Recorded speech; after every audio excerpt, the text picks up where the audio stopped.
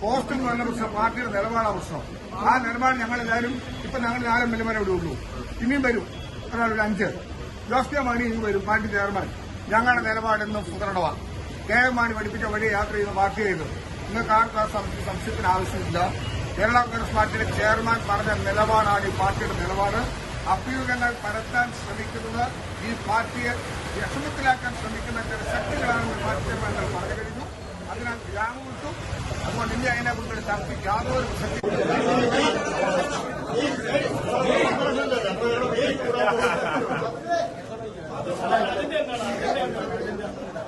നമ്മുടെ ഇന്നത്തെ അജണ്ട കേരള കോൺഗ്രസ് പാർട്ടിയെ സംബന്ധിച്ചിടത്തോളം നമ്മുടെ പഞ്ചായത്ത് തെരഞ്ഞെടുപ്പിന് ശേഷം ജില്ലാ തലത്തിൽ നമ്മുടെ ഗൂഗിൾ മീറ്റ് കൂടി സംസ്ഥാന തലത്തിൽ അതൊന്ന് പുറത്തുവന്നു. ജില്ലാ തലത്തിൽ പഞ്ചായത്ത് തെരഞ്ഞെടുപ്പിന്റെ വിലയിരുത്തലുണ്ട്. അതിനുശേഷം നിയമസഭാ തെരഞ്ഞെടുപ്പിലേക്ക് പോകുമ്പോൾ അതിന്റെ പ്രിപ്പറേഷനുണ്ട്.